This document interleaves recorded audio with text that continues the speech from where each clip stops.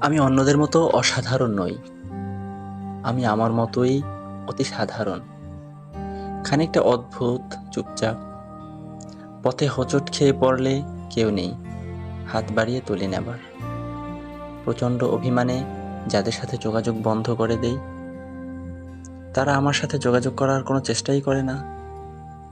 ডিপ্রেশনে পড়ে টানা 1 মাস নিজেকে অন্ধকার ঘরে বন্দি করে রাখলেও কেউ নেই একবার ফোন করে বলার, "কিরে, তোর কি হয়েছে?" কেউ নেই একটিবার মেসেজ দেওয়ার। দিন শেষে কেউ খবর নেবে না। পরন্ত বিকেলে খেলার মাঠের এক কোণায় একাকী চুপচাপ বসে থাকলেও পাশে এসে বসে, ঘাড়ে হাত রেখে মন খারাপের কারণ জিজ্ঞেস করারও কেউ নেই। আমি অতি সাধারণ। এই শহরে আমার কোনো বন্ধু নেই, নেই কোনো প্রিয়জন।